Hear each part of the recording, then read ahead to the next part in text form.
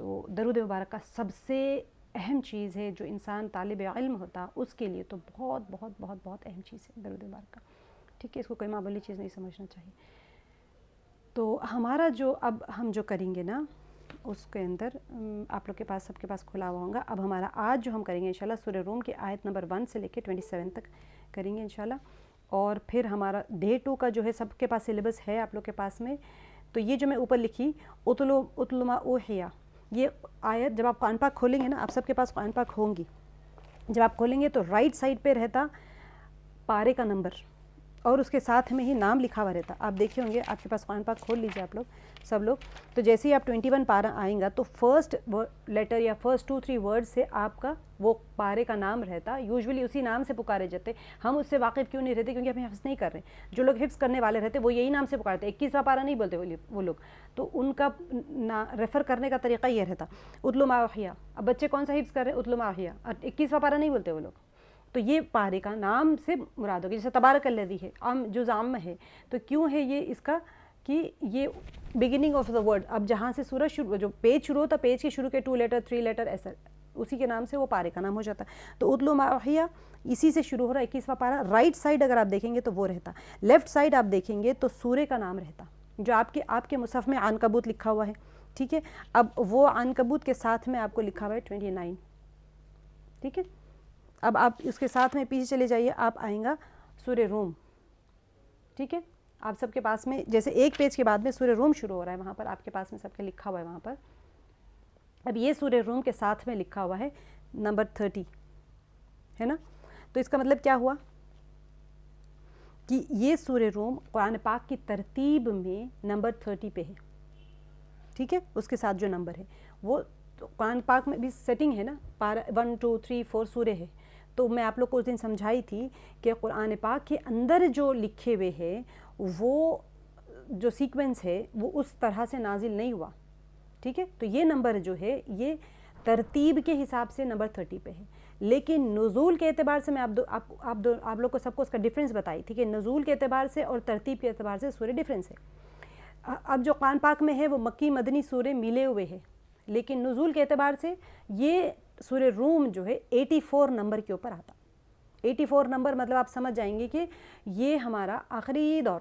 87 صورتیں ہیں, بعض اختلاف کے ساتھ میں بھی 86 صورتیں ہیں, 87 صورتیں, اس طرح کا تھوڑا سا اختلاف ہے. ٹھیک ہے, تو اس اعتبار سے یہ 84. تو اب آپ اندازہ لگا سکتے یہ کون سے دور کا سورہ ہوگا, ہے نا. کیونکہ آپ سب کو ہم لوگ کر لیے تھے, 4 ادوار کر لیے تھے کہ کون سے دور کا سورہ ہو سکتا ہے, یہ بلکہ آپ کو اندازہ ہو جاتا کہ یہ بالکل آخری دور ہے, ہجرت سے پہلے کا دور ہے. یعنی کہ 10 سے لے کے 13 نبوی دور جو تھا, میں آپ لوگ کو اس دن بتائی تھی کہ نبوی دور ہجرت سے پہلے کے جو 13 سال مکی زندگی کے تھے وہ نبوی دور کہلاتا ہے, اور ہجرت کے بعد کے جو 10 سال تھے وہ ہجری کے ساتھ میں, اس کے بعد سے اب تک ہمارا ہجری کیلنڈر چل رہا ہے, 1 ہجری, جبکہ ہجرت کر لیے تھے آپ صلی اللہ علیہ وسلم. اس سے پہلے نبی صلی اللہ علیہ وسلم کے اوپر جب نبوت کا ڈکلیریشن ہو گیا تھا کہ آپ نبی ہے کر کے من جانب اللہ ڈکلیئر ہو چکے تھے, اس سے 13 سال تک آپ صلی اللہ علیہ وسلم مکے میں تھے. اسی لیے جو صورتیں وہ 13 سال جو آپ صلی اللہ علیہ وسلم مکہ شریف میں تھے وہ ہجرت سے پہلے کا دور, اس میں جو صورتیں نازل ہوئی وہ مکی صورتیں ہیں, اور جو ہجرت کے بعد میں نازل ہوئی وہ مدنی صورتیں کہلاتی ہیں.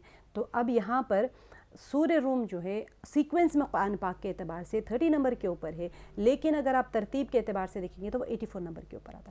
اس کے اندر آیات جو ہے 60 آیات ہیں, اور ڈیفینیٹلی آپ کو اندازہ ہو گیا کہ 84 نمبر پہ ہے تو یہ مکی سورہ ہے, کیونکہ 87 نمبر جو سورہ بقرہ ہے وہ وہاں سے سب سے پہلا مدنی سورہ وہی ہے سورہ بقرہ. تو اس سے پہلے کے جتنے بھی صورتیں آئیں گی آپ لوگ کو اندازہ ہو جانا چاہیے by the name it self. میں آپ کو جب بتا دوں گی کہ ہاں یہ اس نمبر پہ ہے نزول کے اعتبار سے, تو آپ کو سمجھ جانا چاہیے کہ یہ مکی سورہ ہے. اور میں آپ لوگوں کو بتا چکی ہوں, جو نئے ہیں وہ لوگ سن لیجئے, جو آلریڈی سن چکے وہ لوگ کے لیے ریویژن ہو جائے گا, کہ مکی دور میں 4 چیزیں تھیں جو کہ اہم مرکزی مضامین تھے.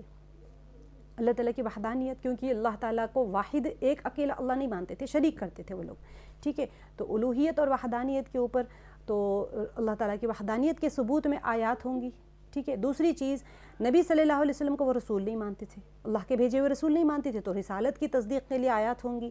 تیسری چیز قرآن پاک کو من جانب اللہ اور کتاب الحق ہونے کو نہیں مانتے تھے, تو پھر اسی وجہ سے یہ جو کتاب ہے وہ قرآن پاک کی جو حقانیت ہے اس کے ثبوت میں آیات آئیں گی. اور چوتھی چیز جو ان کا ہوتا تھا وہ مر کے اٹھائے جانے کو نہیں مانتے تھے, کیونکہ ان کو یہی ہوتا تھا کہ ہم مر جائیں گے تو ختم مٹی ہو جائیں گے تو پھر ہم کیسے اٹھیں گے, تو یہ چیز وہ مانتے نہیں تھے.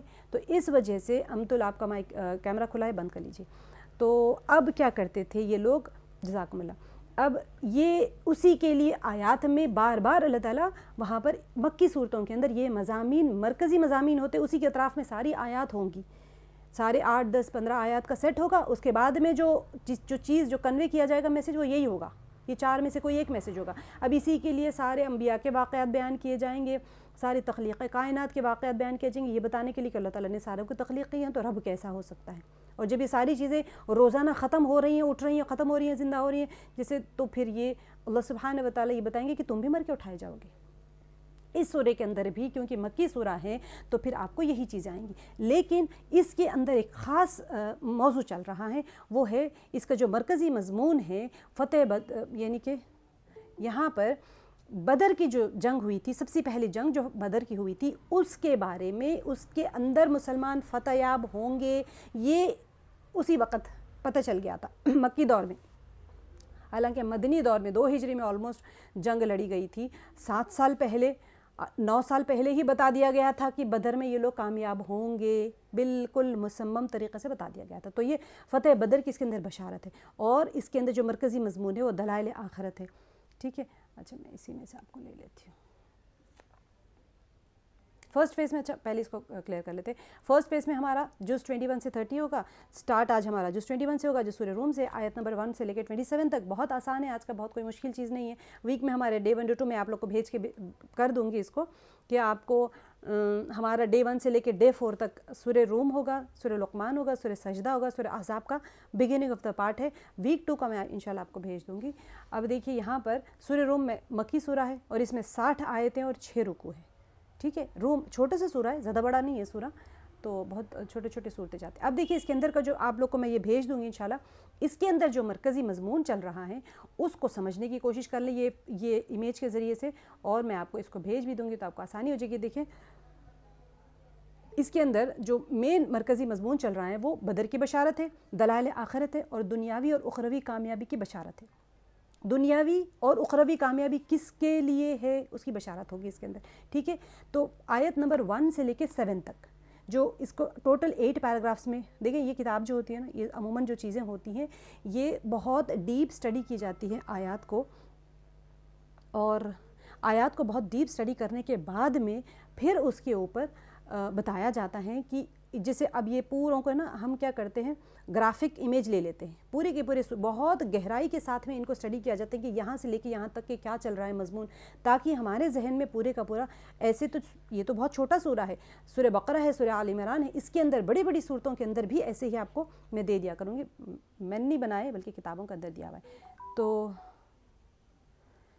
رومیوں اور مسلمانوں کی فتح کی بشارت پہلے پیراگراف میں, اس کے اندر ٹوٹل 8 پیراگراف میں اس کو ڈیوائیڈ کیا گیا ہے سورہ کو, اگر ہم کہہ دیں تو یہ پہلا پیراگراف ہمارا رومیوں اور مسلمانوں کی فتح کی بشارت ہے. رومیوں اور مسلمانوں کی, دیکھیں اس چیز کو اہم ہے, رومی کون تھے, مسلمانوں کی, دونوں کی کیوں آئی ہیں, یہ پہلے پیراگراف میں ہے. دوسرا جو پیراگراف ہے اس کے اندر آخرت کے دلائل ہے, آیت نمبر 8 سے لے کے 27 تک, جو آج ہمارا ختم ہو جائے گا انشاءاللہ. باقی کا میں آپ کو کل بتاؤں گی, کیونکہ آج ہمارا جو رکو چلے گا وہ صرف 27 تک ہی ہے. ٹھیک ہے, تو اب ہم آج پہلا اور دوسرا پیراگراف کر لیں گے, جس کے اندر میں پورے سورے کا جیسے جیسے جائیں گے تو میں آپ لوگوں کو انشاءاللہ بتاتی چلی جاؤں گی. ٹھیک ہے, اب یہاں پر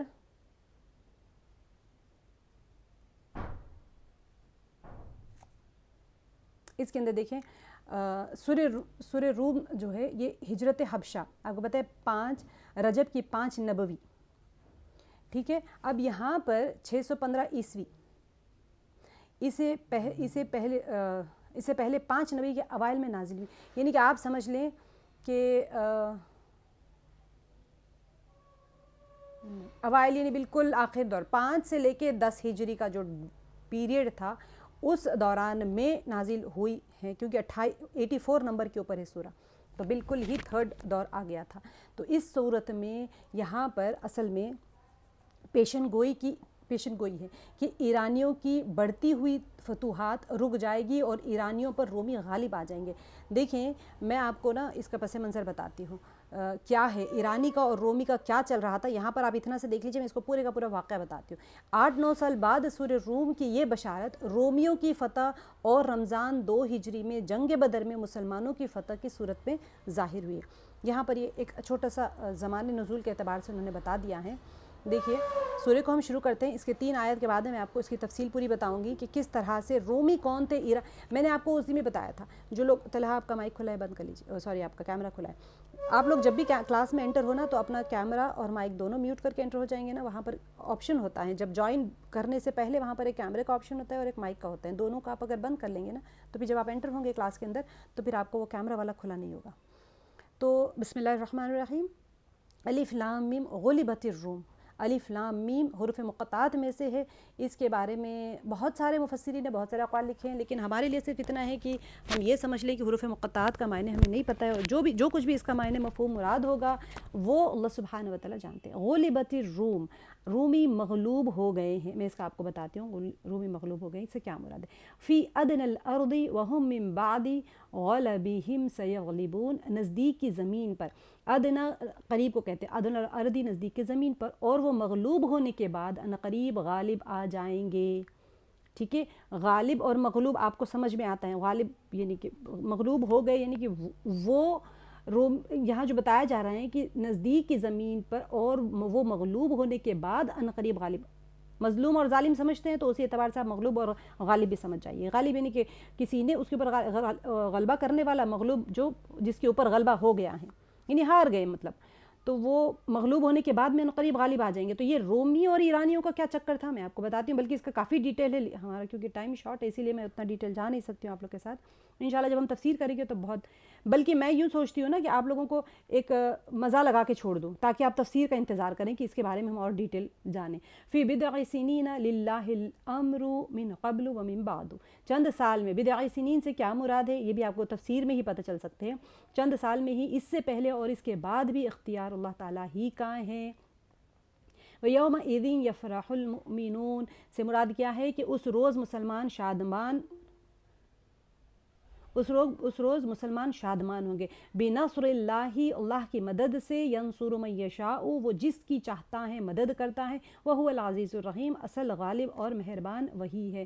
دیکھیے اب کیا ہوا تھا, نبی پاک صلی اللہ علیہ وسلم کی رسالت میں 2 بڑی طاقتیں تھیں. آپ سب کو پتہ ہے, فارس یعنی جسے ہم ایرانی کہتے ہیں, اور دوسری قوم تھی روم.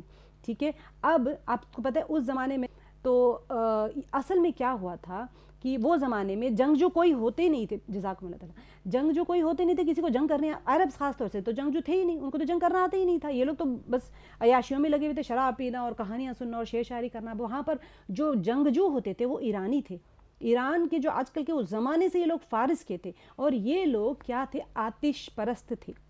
ٹھیک ہے, آگ کی پرستش کرتے تھے. ان کے پاس کیا ہوتے تھے, ان کے فائر ہاؤسز جلے ہوتے تھے. ان کے جو عبادت گاہیں ہوتی تھی وہاں پر آگ جلتی رہتی تھی اور کبھی بھی نہیں بجھتی تھی وہ آگ.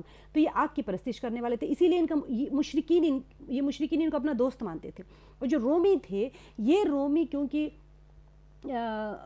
کرسچنز تھے نا اس زمانے کے, تو ڈیفینیٹلی یہ لوگ اہل کتاب تھے. تو پہلے کیا ہوا تھا, سب سے پہلے ذکر حکومت آتش پرست, اور دوسری جو عیسائی یعنی اہل کتاب تھی. اب مشرکین مکہ کی ہمدردیاں کس کے ساتھ ہوں گی, ڈیفینیٹلی فارس کے ساتھ ہوں گے. میں نے آپ کو بتایا تھا مشرکین مکہ یہ بتوں کی پرستش کرتے تھے, وہ آگ کی پرستش کرتے تھے, دونوں مشرک تھے. تو یہ لوگ کیا کرتے تھے, ایرانیوں کے سائڈ ہوتے تھے. ان کی ہمدردیاں ساری کی ساری فارس کے ساتھ میں تھی, کیونکہ دونوں غیر اللہ کی بے پجاری تھے.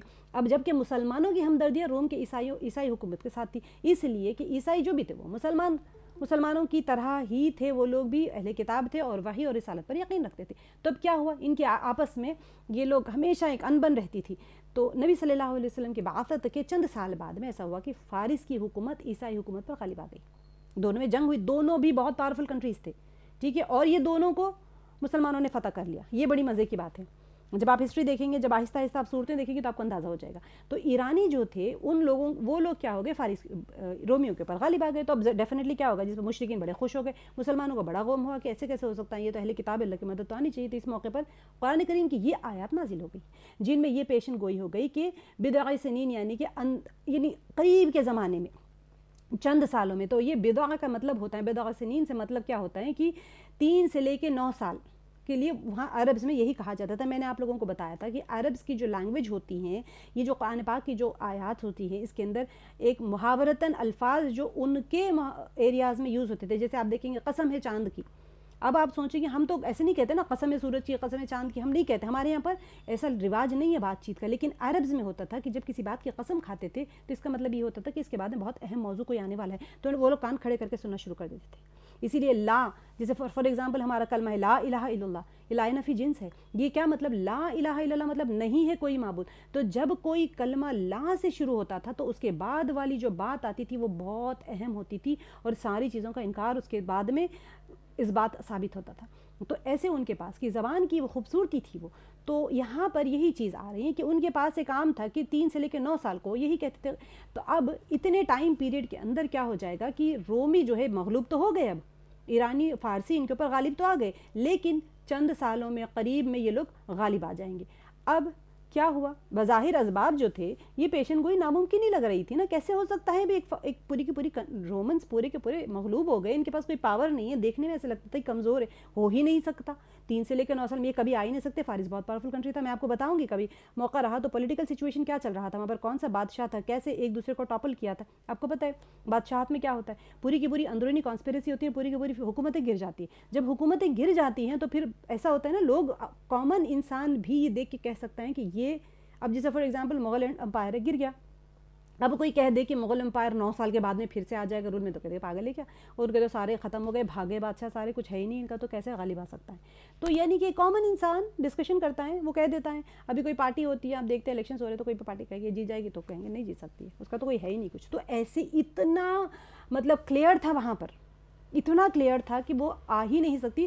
اللہ تعالیٰ نے پیشن گوئی دے دی قرآن پاک میں. تو مسلمانوں کو اللہ تعالیٰ کی اس فرمان کی وجہ سے یقین تھا کہ ایسا ضرور ہو کر رہے گا. تو اسی لیے حضرت ابوبکر صدیق رضی اللہ عنہ نے ابو جہل سے یہ شرط باندھ لی کہ رومی 5 سال کے اندر اندر دوبارہ غالب آ جائیں گے. یہ شرط جو باندھی تھی ابوبکر رضی اللہ عنہ نے, وہ اس وقت باندھی تھی جب کہ شرط اور جوا, شرط باندھنا یعنی جوا ہی ہو گیا نا, تو اس وقت تک اس کی طرح شرط باندھ کے پیسے لگانے کی حرمت نہیں آئی تھی, حرمت کا حکم نہیں آیا تھا, کیونکہ مکی دور ہے نا. یہ نبی صلی اللہ علیہ وسلم کے علم میں یہ بات آئی تو فرمایا کہ بدعون کا مطلب 3 سے 10 تک کی عدد کے لیے استعمال ہوتا ہے. تو آپ 5 سال کی مدت کم رکھی ہے, اس میں اضافہ کر لو. تو کیا ہوا, آپ صلی اللہ علیہ وسلم کی ہدایت کے مطابق حضرت ابوبکر صدیق رضی اللہ عنہ نے اس مدت میں اضافہ کروا لیا, اور پھر ایسا ہی ہوا کہ رومی 9 سال کی مدت کے اندر اندر یعنی 7ویں سال دوبارہ فارس پر غالب آ گئے. اب کیا ہوا, جس سے یقیناً مسلمانوں کو بہت خوشی ہوئی. تو اللہ سبحانہ و تعالیٰ, یہ قرآن پاک کی آیت, اب ہم ایسے ہی پڑھ کے نکل جاتے ہیں, پوری کی پوری ہسٹری کے لیے یہ تصدیق ہے کہ قرآن پاک من جانب اللہ ہے, کیونکہ وہ حالات ایسے تھے. آپ کو میں بتا رہی ہوں کہ مکی دور میں کیسے کیسے قرآن پاک کی حقانیت ثابت ہو رہی ہے اس آیت کے ذریعے سے. تو رومی 9 سال کی مدت کے اندر اندر کیا ہو گیا, مطلب 7ویں سال کے اندر دوبارہ فارس کے اوپر حاوی ہو گئے. تو بعض کہتے ہیں کہ رومیوں کو یہ فتح اس وقت ہوئی جب بدر میں مسلمانوں کو کافروں پر غلبہ حاصل ہو گیا. مسلمان مشرکین کے اوپر غلبہ حاصل کرنے کے کوئی دور دور تک چانسز نہیں تھے. آپ جب پڑھیں گے دوسری صورتوں میں جنگ بدر کے بارے میں تو آپ کو اندازہ ہوگا کہ کیا حالت تھی مسلمانوں کے اس ٹائم پہ, ٹھیک ہے. تو اور مسلمان اپنی فتح پر خوش ہوئے. تو رومیوں کی یہ فتح قرآن کریم کی صداقت کی ایک بہت بڑی دلیل ہے. اور کب, 9 سال پہلے بتا دیا گیا. تو نزدیک کی زمین سے مراد عرب کی زمین کے قریب کے علاقے ہیں, یعنی شام اور فلسطین وغیرہ جہاں عیسائیوں کی حکومت تھی. یہ آپ لوگ کو جاننا بہت ضروری تھا کیونکہ آیات میں آگے کام آئے گا. وعد اللہ لا یخلف اللہ وعدہ ولکن اکثر الناس لا یعلمون. اللہ کا وعدہ ہے, اللہ تعالیٰ اپنے وعدے کا خلاف نہیں کرتا, لیکن اکثر لوگ نہیں جانتے. اب دیکھیے کون سا وعدہ, اللہ اے محمد صلی اللہ علیہ وسلم, ہم آپ کو جو خبر دے رہے ہیں ان قریب رومی فارس پر دوبارہ غالب آ جائیں گے, یہ اللہ کا سچا وعدہ ہے جو مدت موعود کے اندر یقیناً پورا ہو کر رہے گا. مدت موعود یعنی جو ٹائم پیریڈ بتا دیا گیا ہے 3 سے لے کے 9 سال کا جو ٹائم پیریڈ ہے, بس اس کے اندر ضرور اللہ کا وعدہ پورا ہو جائے گا. یعلمون ظاہرا من الحیات الدنیا, وہ تو صرف دنیاوی زندگی کے ظاہر کو ہی جانتے ہیں. کون لوگ, یعنی اکثر لوگوں کو دنیاوی معاملات کا خوب علم ہے. آپ ہم ہیں, کیا کرتے ہیں ہم دنیاوی معاملات کے بارے میں تو ہم بہت اچھے سے جانتے ہیں. تو اللہ تعالیٰ کیا فرما رہے ہیں, وَهُمْ عَنِ الْآخِرَةِ هُمْ غَافِلُونَ, اور آخرت سے تو بالکل ہی بے خبر ہے۔ تو یہاں پر یعنی کہ دنیاوی معاملات تو سبھی لوگ جانتے ہیں، یعنی کہ جو مشرکین بھی جو تھے، رومی بھی جو تھے، جو غافل لوگ ہوتے ہیں، سب کو دنیاوی معاملات کے بارے میں تو بہت اچھی معلومات ہے۔ ان میں تو اپنی ایک ہوتے نا ایک اپنی مہارت فن کا مظاہرہ کرتے رہتے ہیں، جن کا فائدہ ایک چند دن کی زندگی میں انسان کو معلوم ہو جاتا ہے، لیکن آخرت کے معاملات سے یہ غافل ہے۔ آپ کو مجھے کسی کو نہیں پتہ کہ جب انسان نیکی کرتے تو آخرت میں اس کے لیے کیا کیا نعمتیں اللہ تعالیٰ نے رکھی ہے، جن کا نفع مستقل اور پائیدار ہے۔ یعنی دنیا کے امور کو خوب پہچانتے ہیں اور دین سے بالکل بے خبر ہے۔ اللہ تعالیٰ خود فرما رہے ہیں یعلمون ظاہرا من الحیات الدنیا وہم عن الآخرۃ ہم غافلون۔ الم یتفکروا فی انفسہم ما خلق اللہ السماوات والارض وما بینہما الا بالحق واجل مسمى وان کثیرا من الناس بلقاء ربہم لکافرون۔ کیا ان لوگوں نے اپنے دل میں یہ غور نہیں کیا کہ اللہ تعالیٰ نے آسمانوں کو اور زمین کو اور ان کے درمیان جو کچھ ہے سب کو بہترین قرینے سے مقرر وقت تک کے لیے ہی پیدا کیا ہے؟ اکثر لوگ یقیناً اپنے رب کے ملاقات کے منکر ہیں۔ اب دیکھیے یہاں پر اہم چیز کیا ہے کہ ایک مقصد اور حق کے ساتھ میں پیدا کیا ہے، اور کوئی انسان اللہ تعالیٰ نے ساری کائنات کو بے مقصد اور بیکار تو نہیں پیدا کیا، اور وہ مقصد کیا ہے کہ نیکیوں کو ان کی نیک بندے جو ہوں گے ان کو نیکیوں کی جزا مل جائے، اور جو گنہگار ہیں ان کو ان کی بدی جو کر رہے گناہ جو کر رہے اس کی سزا دی جائے۔ یعنی کیا وہ اپنے وجود پر غور نہیں کرتے؟ اللہ تعالیٰ جو فرما رہے ہیں کہ الم یتفکروا فی انفسہم، کہ وہ اپنے آپ پہ غور نہیں کرتے؟ ما خلق اللہ السماوات والارض، کہ اللہ تعالیٰ نے کیا ایسے ہی بنا دیا ہے سارا کچھ بغیر کسی مقصد کے، خالی ایسے ہی کوئی چیز چل رہی ہے؟ تو اور جو کچھ اس کے زمین آسمان اس کے درمیان میں جو کچھ ہے وہ ایسے ہی تو نہیں بنا دیا، آسمان اور زمین کا ایک خاص مقصد کے لیے اور پھیلا دیا، اور ایک خاص مدت کے لیے۔ واجل مسمى سے اللہ تعالیٰ فرما رہے ہیں کہ ان سب کے لیے خاص وقت مقرر کیا، یعنی قیامت کا دن، جس دن یہ سب کچھ فنا ہو جائے گا۔ اور مطلب کیا ہوگا؟ اگر وہ ان باتوں پر غور کرتے تو یقیناً اللہ کے وجود، اس کی ربوبیت، الوہیت اور اس کی قدرت جو اللہ سبحانہ وتعالیٰ کی قدرت مطلقہ ہے، انہیں اس کا احساس ہو جاتا اور اس پر ایمان لے آتے۔ دیکھیں الوہیت کو ثابت کیا جا رہا ہے اس آیت کے ذریعے سے، اور جو فرمایا وَإِنَّ كَثِيرًا مِّنَ النَّاسِ بِلِقَاءِ رَبِّهِمْ لَكَافِرُونَ، اور اس کی وجہ سے جو بتایا جا رہا ہے کہ اس کی وجہ وہی کائنات میں غور و فکر کا فقدان ہے، ورنہ قیامت کے انکار کی کوئی معقول بنیاد ہی نہیں۔ اگر تم غور و فکر کرو گے زمین آسمان کے اوپر تو پتہ چل جائے گا کہ ایک مقررہ مدت کے لیے اور قیامت آ کے رہے گی، لیکن کیا ہیں اکثر لوگ یقیناً اپنے رب کی ملاقات کے منکر ہے۔ تو آپ کو واقع مر کے اٹھائے جانے کے بارے میں اللہ تعالیٰ یہاں پر دلیل دے رہے ہیں کہ دیکھو زمین آسمان کے اوپر غور و فکر کرو۔ اب لم یسیروا فی الارض، ایک تو بتا دیا زمین آسمان کے اوپر، اب ایک میں نے آپ کو بتایا کہ انفس کے اوپر، اپنی ذات کے اوپر اللہ تعالیٰ غور کرنے کے لیے کہتے ہیں، پھر آفاقی دلائل کے اوپر دلائل دیتے ہیں کہ اس کے اوپر غور کیوں نہیں کرتے۔ اولم یسیروا فی الارض فینظروا کیف کان عاقبۃ الذین من قبلہم، کیا انہوں نے زمین میں چل پھر کے یہ نہیں دیکھا کہ ان سے پہلے لوگوں کا انجام کیسا برا ہوا؟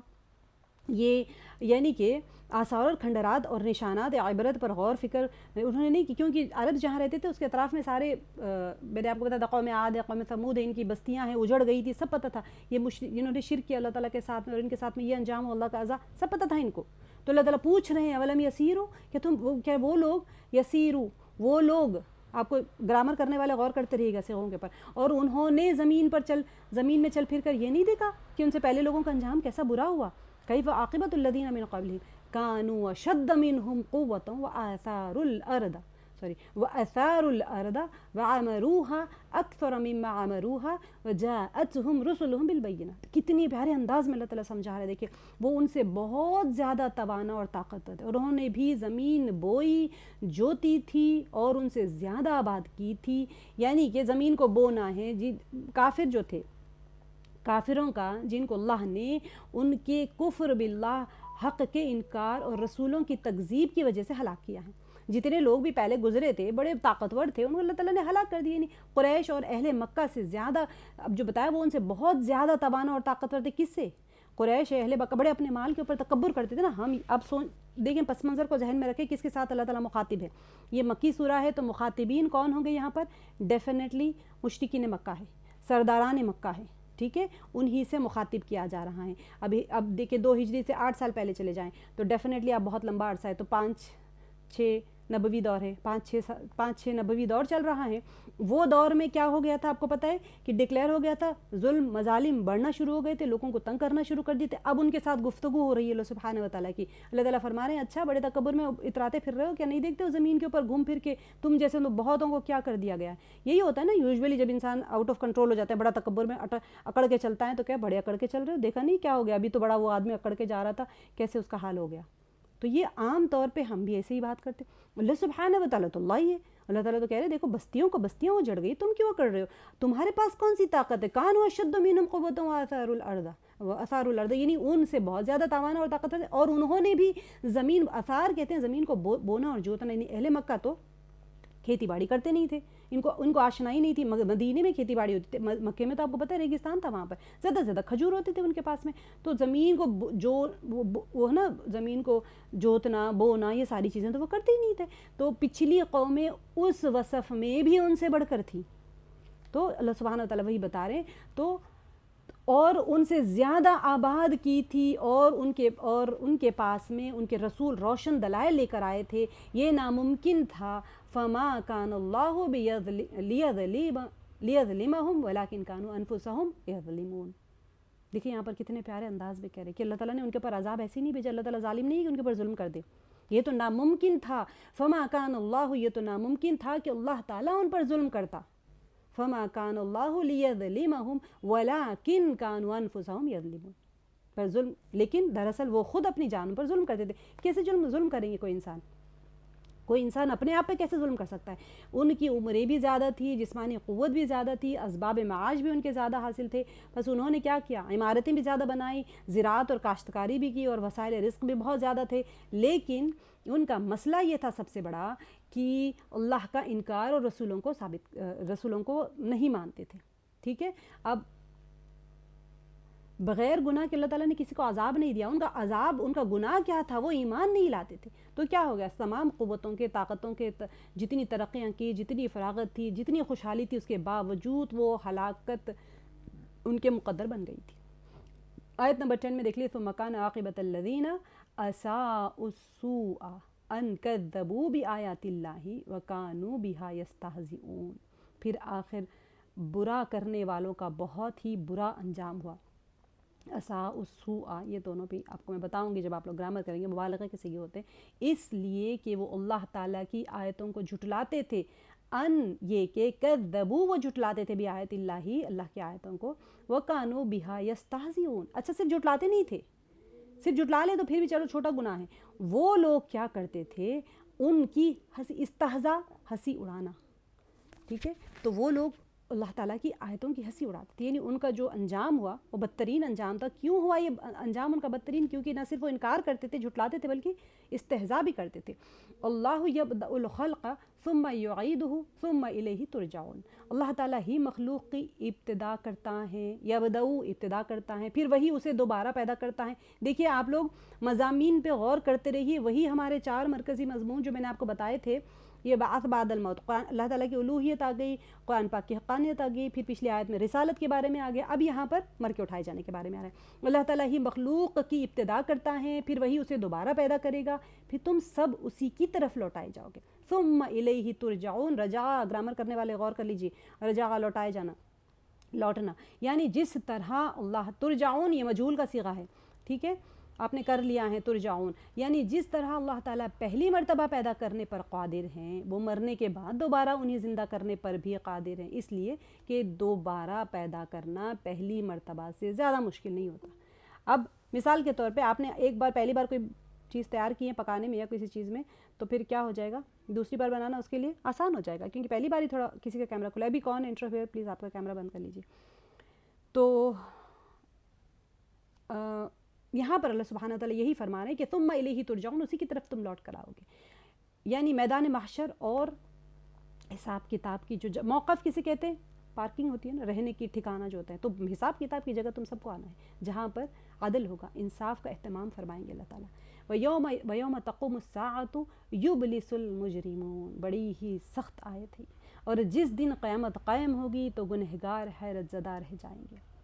یہ جو ہے نا یبلسو، ابلاس جو ہوتا ہے اس کے معنی ہے اپنے موقف کے اثبات میں کوئی دلیل پیش نہ کر سکنا اور حیران اور ساکت کھڑے رہنا، اسی کو نا امیدی کے مفہوم سے تعبیر کر لیتے ہیں۔ اب دیکھیے،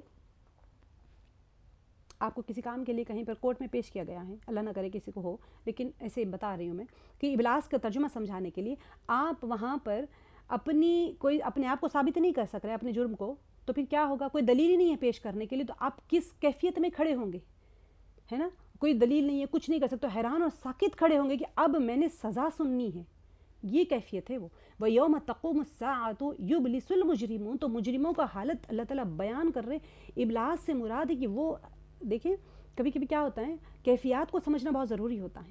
کیفیات سے مراد یہ ہوتا ہے کہ انسان اللہ سبحانہ وتعالیٰ آیات میں آپ کو ایسے ہی نہیں دکھا رہے ہیں، اپنے دل کی کیفیت بھی سمجھا رہے ہیں اللہ تعالیٰ کہ اس کی حالت کیا ہوگی اس وقت کہ مجرم، تو اب کہہ دیں مجرموں نہیں ہے، وہ اس کی حالت بھی بیان کر رہے ہیں کہ وہ ایسا ہوگا جب اس کے پاس کچھ بھی نہیں ہوگا، حیران ساکت کھڑا ہوگا، اب اتنی نا امیدی ہوگی وہاں پر۔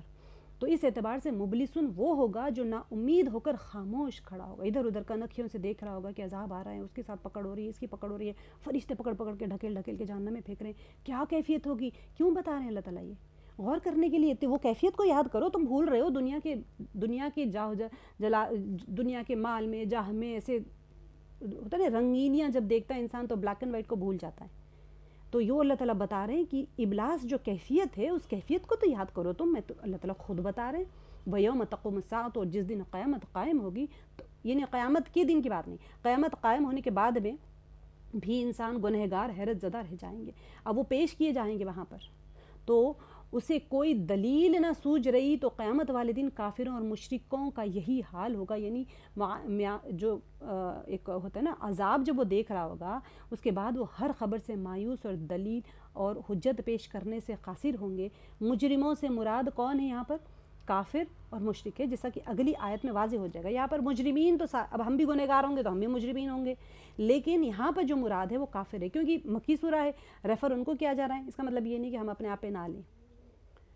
وَلَمْ يَكُنْ لَهُم مِّن شُرَكَائِهِمْ شُفَعَاءُ وَكَانُوا بِشُرَكَائِهِمْ كَافِرِينَ، اور ان کے تمام تر، یہ بڑی غور کرنے والی آیت ہے، دیکھیے اس کو غور سے سنیے گا کہ یہ کیا بتایا جا رہا ہے، وَلَمْ يَكُنْ لَهُم مِّن شُرَكَائِهِمْ، اور ان کے تمام تر شریکوں میں سے ایک بھی ان کا سفارشی نہ ہوگا۔ شریک کیوں کرتے تھے؟ میں نے آپ کو بتایا تھا مکی دور میں یہ ہوتا تھا کہ وہ لوگ بتوں کی پوجا کیوں کرتے تھے؟ کہ وہ رب مانتے تھے؟ نہیں، وہ کہتے تھے کہ رب ہے اور ان کی بیٹیاں ہیں ملائکہ، اور ہم ملائکہ سے کیسے بات کریں؟ ہم ان کی تشبیہ بناتے آستھا کے طور پہ، ہماری آستھا ہے اس مورتی کے ساتھ میں، اور ہم اصل میں یہ مورتی کی پوجا نہیں کریں، کہ بیوقوف تو کوئی بھی نہیں ہوتا نا پتھروں کی پوجا کریں، پتھروں کی پوجا نہیں کر رہے ہیں ہم، اس کے اندر اپنے رب کو دیکھ رہے ہیں، اور وہ رب کون ہے؟ ہم رب تک تو نہیں پہنچ سکتے، فرشتے سارے رب کی بیٹیاں ہیں، تو بیٹیاں سفارش کر کے لے جائیں گی اللہ کے پاس میں، تو ہم ان کو اب ہم اپنے امیجنیشن میں ان کو لا نہیں سکتے، تو ہم سامنے ایک مورت رکھے ہوئے ہیں جس کی ہم عبادت کر رہے ہیں، شریک بنا لیا اللہ کے ساتھ میں۔ تو اللہ تعالیٰ فرما رہے ہیں وَلَمْ يَكُنْ لَهُم مِّن شُرَكَائِهِمْ، شریکوں سے مراد وہ معبودان باطلہ ہیں جن کی مشرکین یہ سمجھ کر عبادت کرتے تھے کہ اللہ کے پاس میں ان کی سفارشی ہوں گے اور انہیں اللہ کے عذاب سے بچا لیں گے، لیکن کیا ہوگا؟ اللہ نے یہاں پر وضاحت اللہ تعالیٰ نے فرما دی کہ اللہ تعالیٰ کے ساتھ میں شرک کا ارتکاب کرنے والوں کے لیے اللہ کے پاس کوئی سفارشی نہیں ہوگا۔ کتنی بڑی بات ہے، سوچنے والی بات ہے کہ بندہ دنیا میں کسی نہ کسی کو سوچتا ہے وہ جا کے لیڈر کے پاس سفارش کر دے گا، بڑی اس کی چاپلوسی کرتے رہے، جب لیڈر کے پاس پہنچے تو اس کو پتہ چلا کہ وہ تو چپراسی ہے لیڈر کا، آپ سوچیں کہ یار میں بیوقوفی کی طرح ہی اس چپراسی کی اتنی منتیں کر رہا تھا، یہ تو لیڈر کے سامنے کھڑے رہنے کے بھی لائق نہیں، میری کیا سفارش کرے گا جا کے۔ وہاں پر ایسا ہوگا کہ یہ لوگ یہی دنیا میں زندگی بھر اسی کی عبادت کرتے رہے، جب یہی سوچ کے کہ ہماری سفارش کریں گے، وہاں پر تو کوئی سفارش کرنے والا ہی نہیں ہوگا، اللہ تعالیٰ فرما دے رہے یہی بات کو۔ وَكَانُوا بِشُرَكَائِهِمْ كَافِرِينَ، اب ایک عجیب اور ایک منظر اللہ تعالیٰ بتا رہے ہیں کہ اور خود یہ بھی اپنے شریکوں کے منکر ہو جائیں گے،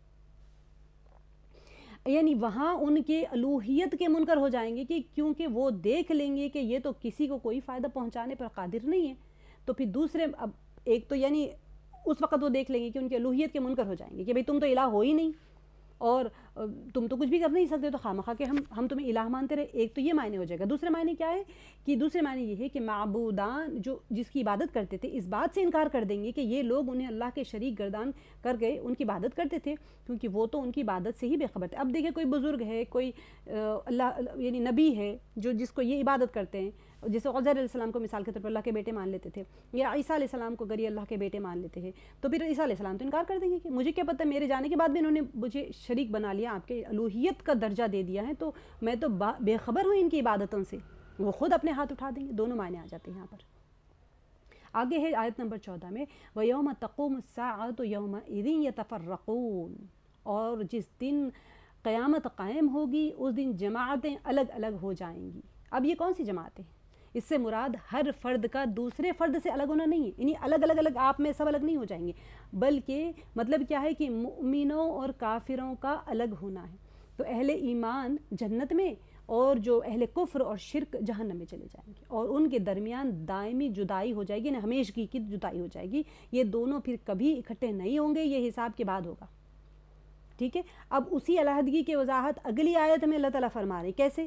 دیکھیں یہاں پر تو اللہ تعالیٰ نے پہلی آیت نمبر 14 میں بتا دیا وَيَوْمَ تَقُومُ السَّاعَةُ يَوْمَئِذٍ يَتَفَرَّقُونَ. تفرقہ پڑ جانا ہم اردو میں بھی بولتے ہیں، دور ہو گئے یعنی الگ الگ ہو گئے. اب دیکھیں فَأَمَّا الَّذِينَ آمَنُوا، اور جن لوگوں اور وہ لوگ جنہوں جو ایمان لائے، وَعَمِلُوا الصَّالِحَاتِ اور نیک عمل کیے، فَهُمْ فِي رَوْضَةٍ يُحْبَرُونَ، تو وہ کہاں پر ہوں گے؟ وہ مزید خوش ہوں گے، انہیں جنت کے اکرام اور انعام سے نوازا جائے گا جن سے وہ بہت زیادہ یحبرون، وہ بہت زیادہ خوش ہوں گے. روضہ کہتے ہیں جنت کے باغات کو، جو جنت کے باغات میں ہوں گے اور بہت زیادہ خوش ہوں گے وہ لوگ. ٹھیک ہے. یہاں کا آیت کا ترجمہ میں نے غلط پیش کیا، میں آپ لوگوں کو ایڈٹ کر کے بھیجوں گی انشاءاللہ. وَأَمَّا الَّذِينَ كَفَرُوا، اور جنہوں نے کفر کیا، وَكَذَّبُوا اور کیا کیا؟ کذبوا انکار کیا. ٹھیک ہے. ہماری آیتوں کو جھٹلایا، بھی آیاتنا وَلِقَاءِ الْآخِرَةِ اور آخرت کی ملاقات کو جھوٹا ٹھہرایا. فَأُولَئِكَ فِي الْعَذَابِ مُحْضَرُونَ، تو وہ سب عذاب میں پکڑ کر حاضر کیے جائیں گے یا پھر حاضر رکھے جائیں گے. ٹھیک ہے. یعنی ہمیشہ اللہ کے عذاب کی گرفت میں رہیں گے. محضرون سے مراد وہ لوگ ہمیشہ اس کے اندر عذاب میں ہوں گے. فسبحان اللہ حین تمسون وحین تصبحون، بس اللہ تعالیٰ کی تسبیح پڑھا کرو جب کہ تم شام کرو اور جب صبح کرو. ٹھیک ہے. اب اس کا کیا مفہوم تفسیر ہوتی ہے میں آپ کو بتاتی ہوں. وَلَهُ الْحَمْدُ فِي السَّمَاوَاتِ وَالْأَرْضِ وَعَشِيًّا وَحِينَ تُظْهِرُونَ، تمام تعریفوں کے لائق آسمان و زمین میں صرف وہی ہیں تیسرے پہر کو اور ظہر کے وقت. دیکھیں وَلَهُ الْحَمْدُ، یہ جو حمد ہے یہ اللہ کی تعریف ہے، اللہ کے لیے تعریف ہے، ہمارے کرنے کی ضرورت نہیں ہے. آپ تعریف نہیں کریں گے اللہ تعالیٰ کی تو ایسا نہیں ہے کہ اللہ کی تعریف کرنے والا کوئی نہیں، تعریف اللہ کے لیے ہے. ٹھیک ہے. فی السماوات والارض، زمین آسمانوں میں اور زمین میں صرف وہی ہیں. وعشی وحین تظہرون، تیسرے پہر اور ظہر کے وقت بھی اس کی پاکیزگی بیان کرو.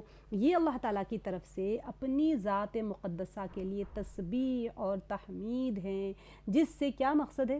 اپنے بندوں کی رہنمائی ہے کہ ان اوقات میں جو ایک دوسرے کے پیچھے آتے ہیں، صبح شام آپ کو پتہ ہے ٹائم کیسا ہوتا ہے، صبح ہوتی ہے، دوپہر ہوتی ہے، شام ہوتی ہے، عصر ہوتی ہے، پھر مغرب ہوتی ہے، غروب آفتاب، یہ ٹائم ایک کے پیچھے پاس ہو رہا ہے نا. تو پھر ایک دوسرے کے پیچھے آتے ہیں اور جو اس کے کمال قدرت اور عظمت پر دلالت کرتے ہیں. اللہ سبحانہ وتعالیٰ کی قدرت کاملہ دیکھیں، غور کریں نا، دن رات ایک دوسرے کو فالو کر رہے ہیں، کوئی چیز ایک دوسرے سے آگے نہیں جا رہی ہے، رات دن کو نہیں پکڑتا. آپ دیکھیں گے سورہ یاسین میں دن رات سے آگے نہیں بڑھ سکتی، ستارے چاند سب ایک نظام میں چل رہے ہیں. تو اس کی تسبیح اور تحمید کیا کرو. سبحان اللہ تسبیح ہے، الحمدللہ تحمید ہے. تو شام کا وقت، رات کی تاریکی کا ایک ہوتا ہے نا انسان، جیسے شام آ گئی تو آپ کو پتہ چل جاتا ہے کہ اب رات آنے والی، کیا ہو گیا، اس کا پیش خیمہ ہے. اور جو صبح کی تھوڑی سی سحر نمودار ہوتی ہے نا، تو وہ دن کی روشنی کا ایک پیام دیتی ہے کہ اب دن نکلنے والا ہے. تو یہ عشاء جو شدت تاریکی اور ظہر خوب روشن ہو جانے کے وقت میں، بس وہ ذات اللہ سبحانہ وتعالیٰ کی ذات پاک ہیں جو ان سب کی خالق ہیں. غور کرنے والی بات ہے نا. صبح ہوتی ہے، شام ہوتی ہے، جس کہتے ہیں صبح ہوتی ہے، شام ہوتی ہے، عمر یوں ہی تمام ہوتی. ہم نے اپنی زندگی کو اس کے عادی بنا لیا ہے. اللہ سبحانہ وتعالیٰ کیا فرما رہے ہیں کہ غور کرو اس کے اوپر، جو صبح شام دن رات تمہارے سامنے سے گزر رہے ہیں اوقات. ٹھیک ہے. اور جس نے ان تمام اوقات میں الگ الگ فائدے رکھے ہیں. بعض کہتے ہیں کہ تسبیح سے مراد کیا ہے؟ نماز ہے. اور دونوں آیات میں جو ذکر کیا گیا ہے وہ اوقات 5 نمازوں کے اوقات ہیں۔ تم سونا میں مغرب اور عشاء، تصبحون میں نماز فجر، عشیہ یعنی تیسرا پہر میں عصر، اور تظہرون دیکھیں آیت کے اندر آپ دیکھ لیجیے عشیہ یہاں پر یہ عصر کی نماز ہے، تظہرون سے نماز ظہر آ جاتی ہیں، ٹھیک ہے۔ فتح القدیر قرآن پاک کی جو تفسیری کتاب ہے، ایک ضعیف حدیث میں ان دونوں آیات کو صبح و شام پڑھنے کی یہ فضیلت بیان ہوئی ہے کہ اس سے شب و روز کی کوتاہیوں کا ازالہ ہوتا ہے۔ آپ دیکھ لیجئے یہ دو آیتوں کو اگر آپ پڑھ لیں گے، فسبحان اللہ حین تمسون وحین تصبحون وله الحمد فی السماوات والارض وعشی وحین تظہرون، یہ دو آیت اگر آپ پڑھ لیں، ذکر اذکار کے اورات کے اگر آپ کے اندر کمی پیچی ہو جاتی ہیں، کبھی کبھی نہیں پڑھ پاتے ہیں، تو پھر اس کی کمی پوری ہو جاتی ہیں ان آیات کے پڑھ لینے سے، جو انسان کو عادی ہوتے ہیں نا اورات پڑھنے کے، کبھی بیماری ہوتی ہے نہیں پڑھتے، تو یہ دو آیت آپ کو ورد میں رکھیں۔ لیکن یہ بعض جو مفسرین کا قول ہے کہ 5 وقت کی نمازوں کی طرف اشارہ ہے، اوقات بتا دیے گئے ان آیات میں۔ یہاں سے دیکھیں یخرج الحی من المیت ویخرج المیت من الحی ویحیی الارض بعد موتها وکذالک تخرجون۔ یہاں پر آپ دیکھیں غور کرتے رہیں، آیت نمبر 8 سے لے کر، جسے میں نے آپ لوگوں کو بتایا تھا کہ اس کے اندر جو بار چارٹ میں ہم نے دیکھ لیا تھا کہ رومی اور مسلمانوں کی فتح کی بشارت تو آیت نمبر 1 سے لے کے 7 تک ہو گئی، 8 سے لے کے 27 تک کیا جا رہے ہیں، 8 to 27 دلائل آخرت جا رہے ہیں۔ آپ لوگ غور کرتے دیکھیں، آیت نمبر 8 سے شروع ہو گیا اب ہمارا، اور اب ہماری 27 آیت تک، یعنی اب ہمارا آج کا جو سبق ہے وہاں تک ہماری یہی آیات چلیں گی، ٹھیک ہے۔ یخرج الحی من المیت ویخرج المیت من الحی، وہی زندہ کو مردہ سے اور مردہ کو زندہ سے نکالتا ہے، یعنی جیسے انڈے کو مرغی سے اور مرغی کو انڈے سے، انسان کو نطفے سے، نطفہ بھی کیا ہے بتائیے آپ، منی کا ایک قطرہ ڈال دیا، انسان کو کہاں سے نکالا اللہ تعالیٰ نے، نطفے سے، کچھ بھی نہیں تھا۔ اللہ تعالیٰ دوسری صورتوں میں آپ دیکھیں گے کہ ناپاک نطفہ جو تمہارے کپڑوں کے اوپر لگ جائے تم اسے ہٹا دو اپنے جسم کے اوپر سے، اور اس ناپاک نطفے کے ساتھ تو نماز بھی نہیں ہوتی انسان کی، اس نطفے سے اللہ تعالیٰ نے انسان کو پورے کا پورا نشو نما کر کے باہر نکال دیا۔ تو اللہ تعالیٰ فرما رہے یخرج الحی من المیت ویخرج المیت من الحی ویحیی الارض بعد موتها، اور کیا کرتے ہیں اللہ تعالیٰ، اب یہاں پر زندہ اور وہی زمین کو اس کی موت کے بعد زندہ کرتا ہے، یحیی زندہ کرنا جو ہوتا ہے، زمین کو کیسے زندہ کریں گے، بعد موتها، زمین مر جاتی ہے، کیسے مر جاتی ہے اور زندہ کیسے ہوگی؟ زمین جب کوئی ایسے ہوتا ہے بنجر ہو جاتی ہے زمین، آپ نے کھیتی کی، کھیتی کاٹ لی، زمین ختم، بنجر ہو گئی، بنجر سے مراد یہ ہے کہ اب کچھ بھی نہیں ہے اس کے اندر، اب پھر اس کے اندر اللہ سبحانہ و تعالیٰ اس کے اندر توانائی دیتے ہیں، اور پھر اس میں بیج بوتا ہے انسان، پھر اس میں سے بیج میں سے درخت نکلتا ہے، پھر لہلہاتی ہوئی زندہ کھڑی ہو جاتی۔ مٹی میں حیات نہیں ہے نا، آپ بتائیں، ابھی بھی ریسرچ ہو رہی ہیں، حیات کی جو وہ ہے نا مادہ، وہ کہاں سے آ رہا ہے؟ زمین کے اندر حیات تو نہیں ہے، حیات، مادہ حیات روئے زمین پہ آیا کہاں سے؟ ابھی جو مارس کے اوپر ریسرچ کر رہے ہیں، مون کے اوپر ریسرچ کر رہے ہیں، وہاں پر مادہ حیات ہے یا نہیں، does life exist on any other planet other than earth, اس کے اوپر ریسرچ ہو رہی ہے۔ حیات کا مادہ جو ہے یہ اللہ تعالیٰ فرما رہے ہیں یخرج الحی من المیت ویخرج المیت من الحی ویحیی الارض بعد موتها، یہ کہاں سے آ گیا حیات کا مادہ؟ تو اللہ تعالیٰ فرما رہے ہیں کہ اللہ ہی تو ہے جو زندہ کرتے ہیں، جو زندہ کو مردہ سے اور مردہ کو زندہ سے نکالتے ہیں۔ زمین تو کچھ بھی نہیں ہے، انڈا تو کچھ نہیں ہے، اس میں سے چوزا نکل آتا ہے، کہاں تھا وہاں چوزا؟ کہیں تھا؟ آپ تو تل کے روز کھاتے ہیں انڈا، تو کیسے نکلا اس میں سے چوزا؟ کوئی امیجنی نطفہ ہے، دھو کے نکال دیتے ہیں، اس میں سے پوری کی پوری ایک انسان پیدا ہو جاتا ہے اس میں سے۔ تو اللہ تعالیٰ بہت بڑی دلیل ہے یہاں پر اس کے اندر، وَكَذَلِكَ تُخْرَجُونَ، کس چیز کی دلیل ہے اس کے اندر؟ اللہ تعالیٰ فرما رہے ہیں کہ اسی طرح تم بھی نکالے جاؤ گے۔ تم کیا سمجھ رہے ہو کہ دنیا میں کھا پی کے عیش کر لو گے اور پھر مر کے اٹھائے نہیں جاؤ گے اور حساب کتاب نہیں ہوگا تمہارا؟ یہ مشرکین مکہ کو خاص طور سے کہا جا رہا ہے کیونکہ یہ لوگ بعث بعد الموت کے انکاری تھے، مر کے اٹھائے جانے کا انکار کرتے تھے کہ میں مر گیا، مٹی بن گیا، بوسیدہ ہڈی بن گیا، مجھے آ کے نبی آپ سورہ یاسین میں دیکھیں گے ایسے برا کر کے اڑا دیا ہوا میں، کہا کہ یہ مٹی بوسیدہ ہڈیاں میری کسی کی بھی ہوگی، کسی جانور کی ہڈی کے بوسیدہ ہونے کے بعد میں کیا آپ کہہ رہے ہیں کہ یہ بوسیدہ ہڈی دوبارہ سے زندہ ہو جائے گی، دوبارہ سے انسان، اور اس کا حساب کتاب بھی ہوگا؟ میں تو نہیں مانتا، اسے ہوا میں اڑا کے چلا گیا۔ یہ بعث بعد الموت کے لیے اتنی ساری آیتیں، اتنی ساری دلیلیں اللہ سبحانہ و تعالیٰ دیتے ہیں بار بار قرآن پاک میں، یخرج الحی من المیت ویخرج المیت من الحی کے بعد میں کیا فرمایا؟ وَكَذَلِكَ تُخْرَجُونَ، اسی طرح تم بھی نکالے جاؤ گے۔ تم یہ مت سمجھو کہ تمہیں پوچھ نہیں ہوگی، تم پکڑ نہیں ہوگے، یعنی قبروں سے تم زندہ کر کے اٹھائے جاؤ گے۔ وَمِنْ آیَاتِهِ، ان، اب یہاں سے جو ہے 7 آیات آپ کو آئیں گی جس کے اندر اللہ سبحانہ و تعالیٰ اپنی نشانیاں بیان کرتے ہیں. ومن آیاتہ ان خلقکم من تراب ثم اذا انتم بشر تنتشرون. کیا فرما رہے اللہ تعالیٰ؟ اللہ کی نشانیاں، آیات کہتے ہیں نشانی کو. ٹھیک ہے، اب یہاں سے دیکھیں، اب ایک ساتھ سبحان اللہ اتنے پیارے انداز میں اللہ تعالیٰ اپنی نشانیاں بتاتے ہیں. جسے میں نے آپ کو بتایا تھا الوہیت کا جو اللہ تعالیٰ کی قدرت کاملہ، اور اللہ تعالیٰ دیکھیں کسی کو آپ پاورفل ماننے کے لیے اس کا پاور بھی تو دیکھنا چاہیے نا. وہ پاور دیکھیں گے کیسے؟ ہماری آنکھیں اس کے قاصر ہی نہیں ہیں. تو اللہ سبحانہ و تعالیٰ خود بیان کر رہے ہیں کہ یہ ہے میرا پاور. اور جب یہ ساری چیزیں بیان کر کے بعد میں بتاتے کوئی اور ہے جو اس نظام کو چلا کے دکھا دے میرے علاوہ؟ کوئی اور ہے جو اس کو تیار کر کے دکھا دے؟ کون ہے جو زندہ کر کے دکھاتا ہے؟ کون ہے جو حیات بخشتا ہے؟ اب یہاں سے جو نشانیاں 7 آیات میں چلیں گی اس کو غور کریے گا. ومن آیات ہی، اللہ کی نشانیوں میں سے ہیں ان خلقکم، کہ اس نے تم کو، خلق پیدا کیا تم کو، من تراب، تراب کہتے ہیں مٹی کو، ثم اذا انتم بشر، پھر اب انسان بن کر، اذا کب آتا ہے میں بتاتی ہوں آپ کو، اذا فجاعت کے لیے آتا ہے. اچانک انسان بن کے تم چلتے پھرتے پھیل رہے ہو. تنتشرون، نشر پھیلنے کو کہتے ہیں، آپ ہم اردو میں بھی یوز کرتے ہیں. تم پھیل رہے ہو، یعنی کہ اذا جو ہے، اذا فجائیہ جو ہوتا ہے، اس کا مقصود اس سے ان اطوار کی طرف، طور طریقے جو اطوار ہوتے ہیں اس کی طرف اشارہ ہے جن سے گزر کر بچہ پورا انسان بنتا ہے. اس کی تفصیل آیت دوسری صورتوں میں آپ کو بتاؤں گی انشاءاللہ آئیں گی. یہاں پر دیکھیں اللہ کی نشانیوں میں سے ہے کہ اس نے تم کو مٹی سے پیدا کیا، پھر اب انسان بن کر چلتے پھرتے پھیل رہے ہو. اب دیکھیں مٹی سے کیسے پیدا کیا، دوسری جگہوں پر بھی میں آپ کو بتاؤں گی. آدم علیہ السلام کو اللہ تعالیٰ نے مٹی سے پیدا کیا ہے نا. تو انسان مٹی سے، ہم آج بھی مٹی سے پیدا تو نہیں ہوئے، آج ہم نطفے سے پیدا ہو رہے ہیں، لیکن ہماری جو جسم کی نشو نمائی ہوتی ہیں وہ مٹی سے ہی ساری چیزیں نکلتی ہیں نا، کھانے پینے کی چیزیں. تو انسان مٹی کا ہے تو اس کو بھی مٹی سے. اب آپ سوچیں کسی انسان کو صرف ہوا آکسیجن لگا کے چھوڑ دے، مر جائے گا.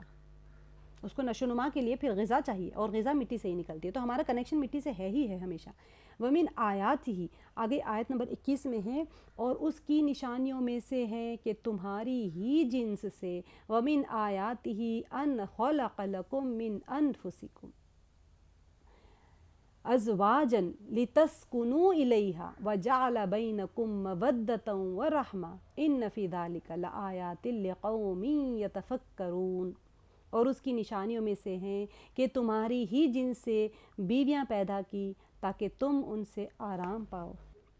محبت مودت کو کہتے ہیں، رحمہ ہمدردی کو.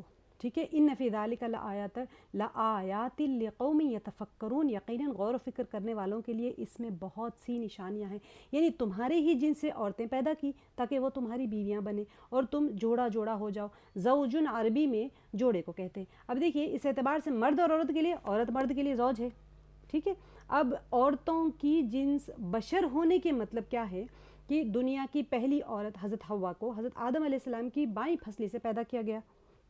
ٹھیک ہے، اب پھر ان دونوں سے نسل انسانی کا سلسلہ چلا. اب یہاں پر جو بتایا جائے تاکہ تم ان سے آرام پاؤ، مطلب یہ ہے کہ اگر مرد اور عورت کی جنس ایک دوسرے سے اگر مختلف ہوتی، مثال کے طور پہ انسان اور جنات ہوتے یا پھر انسان اور جانور ہوتے، تو بتائیے کیسے ہوتا؟ کیا شیر کے ساتھ ہم بیٹھی باتیں کر سکتے تھے، محبت کر سکتے تھے؟ یا اس کو کیا پکا کے دیتے آپ؟ بکری پکڑ کے لا کے اس کا، مطلب ڈیفینیٹلی کوئی جوڑا نہیں بنتا ہے نا. تو اللہ سبحانہ و تعالیٰ نے فرمایا کہ تمہاری ہی جنس سے پیدا کیا. کیوں پیدا کیا؟ تاکہ تمہیں سکون حاصل ہو. وہ سکون بھی حاصل نہ ہو اب دیکھیں تو جب جنس الگ ہو جائے تو پھر وہ سکون حاصل نہیں ہو سکتا. تو ایک ہی جنس سے ہونے کی وجہ سے انسان کو سکون حاصل ہو سکتا ہے، بلکہ ایک دوسرے سے نفرت اور وحشت ہو جاتی ہے اگر کوئی اور جنس سے ہوتا. جنات اور انسان کا جوڑا نہیں بن سکتا نا. یہ اللہ تعالیٰ کی کمال رحمت ہے کہ اس نے انسانوں کی بیویاں انسان ہی بنائی ہیں. اچھا، دوسری چیز یہ ہے مودت ہی ہے نا. مودت کیا ہوتی ہے؟ مرد بیوی سے بے پناہ محبت کرتا ہے اور ایسے ہی بیوی شوہر سے محبت کرتی، یہ ہوتی ہے مودت. ٹھیک ہے، جیسا کہ عام مشاہدہ ہوتا ہے. ایسی محبت جو میاں بیوی کے درمیان میں ہوتی ہے دنیا میں کسی بھی دو شخصوں کے درمیان میں نہیں ہو سکتی. اور یہ اللہ تعالیٰ نے کب فرمایا ہے کہ زوج کہاں ہے؟ جوڑا. اب یہاں پر اس کا مطلب یہ نہیں ہوتا ہے کہ بے نکاح جو جوڑے ہوتے ہیں ان کے درمیان وہ اس کو اللہ تعالیٰ نے گناہ کہا ہے نا.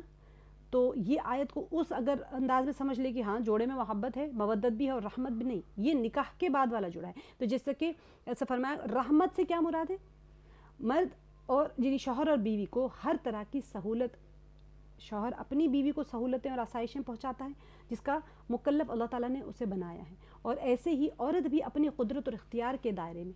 اب دیکھیے انسان کو یہ سکون اور یہ جو آپسی محبت ہے انہی جوڑوں سے حاصل ہوتے جو قانون شریعت کے مطابق ہو، اور عموماً جسے کہا جاتا ہے نا کہ محبت، انسان جوانی میں محبت رہتی ہے، اور رحمت جو ہوتی ہے بوڑھا ہونے کے بعد میں ایک دوسرے سے شفقت اور رحمت ہو جاتی ہے، وہ مودت اور رحمہ ہو جاتی ہے۔ بہت سارے اس کے تفاسیر ہے، لیکن سمجھنے کے لیے اتنا ہے کہ اللہ سبحانہ و تعالیٰ نے انسان کو اس کی ہی جنس سے اس کا جوڑا بنایا ہے تاکہ وہ ایک دوسرے کے ساتھ سکون حاصل کر سکے۔ وَجَعَلَ بَيْنَكُمْ مَوَدَّةً، اور اللہ تعالیٰ ہی نے ڈالا ہے درمیان میں محبت اور ہمدردی۔ کیوں؟ یقیناً غور و فکر کرنے والوں کے لیے اس میں بہت سی نشانیاں ہیں۔ یہ تو آپ دیکھتے جائیں گے، یتفکرون یا عاقلون، اللہ الفاظ بھی اللہ تعالیٰ یہاں پر غور و فکر کی ضرورت کیوں ہے؟ کیونکہ بہت لمبے ٹائم تک گزرتا ہے نا، میرٹل کپل جو ہوتا ہے، زوج شوہر اور بیوی کا رشتہ بہت لمبا ہوتا ہے، اور اس لمبے زندگی میں انسان کے درمیان میں نا اتفاقیاں بھی آتے ہیں، اختلافات بھی آتے ہیں، سب کچھ ہوتی ہے، لیکن پھر بھی اللہ تعالیٰ فرما رہے ہیں کہ دونوں کے بیچ میں ہمدردی ہے۔ ہمدردی نہیں ہوگی تو پھر کیا ہوگا؟ گھر سے نکال دے گا کوئی انسان، بیوی کہے گی تم جیسے جانور کے ساتھ کون رہے گا؟ لیکن اللہ تعالیٰ نے ڈال کے رکھی ہے نا، کچھ بھی ہو جائے صبح شام جھگڑا ہو جاتا ہے، شام میں پھر بیٹھ کے آرام سے کھانا کھا لیتے ہیں دونوں۔ تو یہ اللہ تعالیٰ کی طرف سے ہے، جب بھی بیٹھ کے ساتھ کھائیں تو یہی سوچیں کہ اللہ تعالیٰ نے زوج کے درمیان میں، ازواج کے درمیان میں محبت اور مودت اور رحمت دونوں بھی ڈالے، ہمدردی اور محبت دونوں بھی ڈال کے رکھے ہوئے اللہ تعالیٰ نے۔ آگے کی جو آیت ہے، آیت نمبر 22 میں تیسری نشانی ہے وَمِنْ آیَاتِهِ خَلَقُ السَّمَاوَاتِ وَالْأَرْضِ، اور اس کی قدرت کی نشانیوں میں سے آسمانوں اور زمین کی پیدائش، اور دیکھیں کتنے پیارے انداز میں اللہ تعالیٰ کہہ رہے ہیں وَاخْتِلَافُ أَلْسِنَتِكُمْ، تمہاری زبانوں، اختلاف یعنی الگ الگ ہے، اختلاف ہے تمہاری، اختلاف نہیں جھگڑے کو نہیں کہتے، الگ الگ ہے تمہاری، السنتکم تمہاری زبانیں، والوانکم اور رنگوں اور زبانوں کا اختلاف بھی ہے۔ اب ان فی ذالک لآیات للعالمین، دانش مندوں کے لیے اس میں یقیناً بڑی نشانی ہے۔ اللہ تعالیٰ کیا فرما رہے ہیں کہ دیکھو زمین اور آسمان کو پیدا فرمایا، تمہاری زبانوں اور جو تمہاری رنگتوں کو اختلاف بھی دیا، یعنی الگ الگ ہے۔ تو دیکھیں دنیا میں جو اتنی زبانوں کا پیدا کیا ہوا ہے نا اللہ تعالیٰ نے، اصل تو آپ دیکھیں بولنے کی جو صلاحیت ہے نا، اللہ تعالیٰ سورہ رحمان میں بتا رہے ہیں، تو میں آپ کو جب بتاؤں گی سورہ رحمان کے انسان جو بات کرتا ہے نا، یہ کتنا ٹیکنیکلی کمپلیکیٹڈ چیز ہے بات کرنا انسان کا۔ آپ دیکھیں طوطا، مینا، بلی، کتا، کوئی انسان کی طرح بولی نہیں بول سکتا۔ اچھا بول تو رہا ہے انسان، لیکن الگ الگ زبانیں ہیں اس کی، کوئی فرینچ بول رہا ہے، کوئی جاپنیز بول رہا ہے، کوئی عربی بول رہا ہے، کوئی کچھ بول رہا ہے، کوئی کچھ بول رہا ہے۔ انڈیا میں کتنی ساری زبانیں ہیں، ہر اسٹیٹ کی اپنی زبان ہوتی ہے۔ تو دنیا میں اتنی زبانوں کا پیدا کر دینا بھی اللہ کی قدرت کی ایک بہت بڑی نشانی ہے۔ تو جو عربی ہے، ترکی ہے، یہاں جو کتاب انگریزی ہے، اردو، ہندی، پشتو، فارسی، سندھی، بلوچی، سارے، پھر ایک ایک زبان کے مختلف لہجے اور اسلوب ہیں۔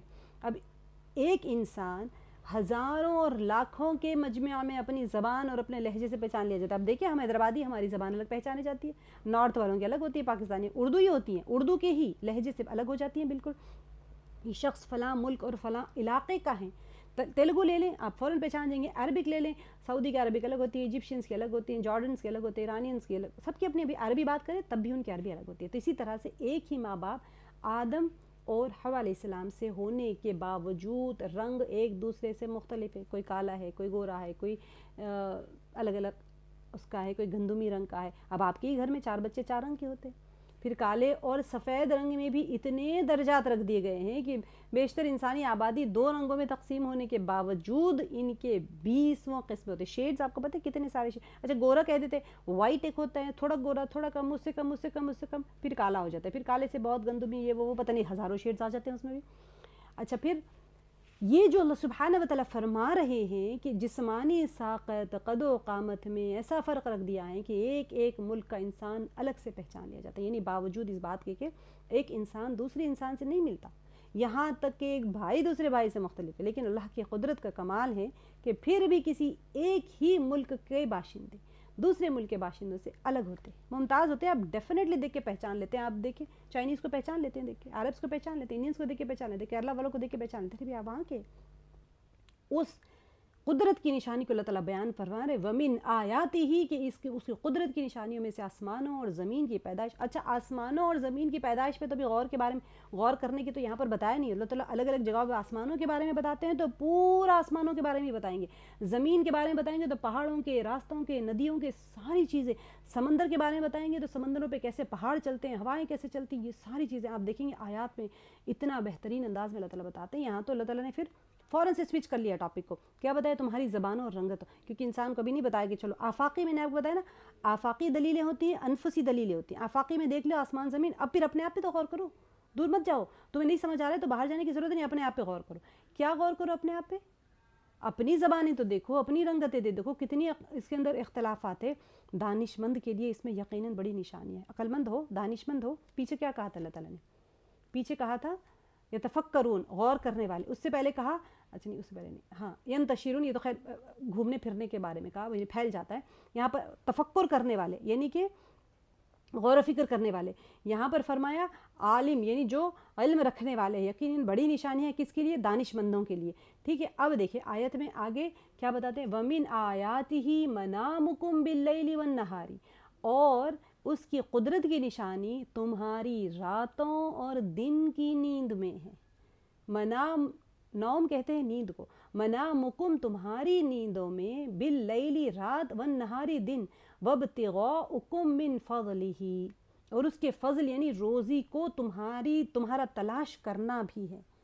دن میں اور رات میں دونوں ٹائم پہ, آج کل نائٹ ڈیوٹیز بھی چل رہے ہیں نا لوگوں کے, تو ہر ٹائم پہ انسان روزی کو تلاش کرتا ہے. ابتغاء تلاش کرنے کو, وابتغاؤکم من فضلہ, اللہ کے فضل کو تلاش کرنا. ان فی ذلک لآیات لقوم یسمعون, یہاں پر کیا دے رہے ہیں؟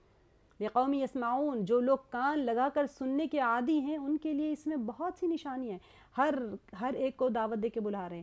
نیند کا باعث سکون اور راحت ہونا چاہیے, وہ رات کو ہو یا پھر وقت قیلولہ. دن کی نیند سے مراد وقت قیلولہ ہے. دن بھر صبح ہوتے ہیں نا, رات بھر جاگ رہے ہیں, نائٹ آؤٹس کر کے دن میں سو رہے ہیں. دن میں سونے سے کچھ انرجی نہیں مل جاتی. یہاں پر قیلولہ کی بات ہو رہی ہے. اور دن کو تجارت اور کاروبار کے ذریعے سے اللہ کا فضل تلاش کرنا ہے. یہ مضمون کئی جگہ پر گزر چکے ہیں. اب کیونکہ سورہ یہاں پر 30 نمبر پہ, آپ لوگ جب کریں گے تو بہت ساری صورتوں میں جہاں پر آئے گا میں آپ کو بتاتی جاؤں گی. یہاں پر اللہ تعالیٰ کیا فرما رہے ہیں؟ لقوم یسمعون, کس کے لیے؟ سننے کے عادی ہونے والے, یعنی ایسے لوگوں کے لیے جو لوگ کان لگا کر سننے کے عادی ہیں, ان کے لیے اس میں بہت نشانیاں ہیں. ڈیفینیٹلی سب کے لیے ہے, لیکن غور و فکر کرنے کی دعوت دی جا رہی ہے یہاں پر. اب یہاں پر اور ایک میرے خیال میں چھٹی ہوگی شاید ہی. ومن آیات, ٹوٹل 7 نشانیاں ہیں. ومن آیاتہ یریکم البرق خوفا وطمعا وینزل من السماء ماء فیحیی به الارض بعد موتها ان فی ذلک لآیات لقوم یعقلون. دیکھیں یہاں پر کون آ گیا؟ قوم یعقلون. اور اس کی نشانیاں, ومن آیاتہ, اور اس کی نشانیاں, یریکم یعنی کہ ان کی نشانیوں میں سے ایک یہ بھی ہے کہ وہ تمہیں ڈرانے اور امیدوار بنانے کے لیے بجلیاں دکھاتا ہے. یوریکم دکھاتا ہے تمہیں, البرق, برق کہتے ہیں بجلی کو, خوفاً ڈرانے کے لیے, وطمعاً امید کے لیے. کس لیے؟ وَيُنَزِّلُ مِنَ السَّمَاءِ, بجلیاں دکھاتا ہے تم کو خوف اور ڈرانے کے لیے, یعنی امیدوار بنانے کے لیے. کیوں ہوتا ہے بجلی دیکھ کے انسان عذاب کی وجہ سے ڈر جاتا ہے, یا پھر بارش کے لیے امیدوار ہو جاتا ہے. اور آسمان سے بارش برساتا ہے. کیا کہ وَيُنَزِّلُ, اور برساتا ہے, مِنَ السَّمَاءِ, آسمان سے, ماءً, بارش, فَيُحْيِي بِهِ الْأَرْضَ, کیوں بارش کیوں برسا, اور اس سے مردہ زمین کو زندہ کرتا ہے. یحیی زندہ کرتا ہے, بھی اس بارش کے ذریعے سے. جو گرامر والے غور کرے گا, ہو کی جو ضمیر ہے وہ بارش کی طرف لوٹ رہی ہے. کہاں ہے یہ؟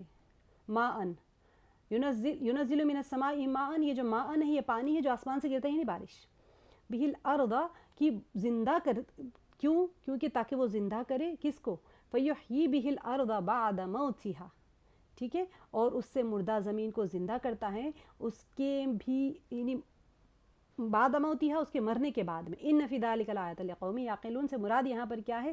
اس میں بھی عقل مندوں کے لیے بہت سی نشانیاں. عقل رکھنے والے ہیں تو پھر غور کرو اس چیز کے اوپر کہ آسمان میں بجلی چمکتی اور بادل کڑکتے تو تم ڈرتے بھی ہو کہ کہیں بجلی گرنے یا زیادہ بارش ہونے کی وجہ سے کھیتیاں برباد نہ ہو جائیں, اور امیدیں بھی وابستہ کرتے ہو کہ بارشیں ہوگی تو فصل اچھی ہوگی. پچھلی قوموں کے لیے عذاب کی بھی اس کے اندر ہوا کرتی تھی. ٹھیک ہے. لیکن عام طور پہ تم تو روز دیکھتے ہو نا, عقل رکھتے ہو, غور کیوں نہیں کرتے؟ روزانہ تو بارش ہوتی ہے, تم نہیں غور کرتے اس کے اوپر.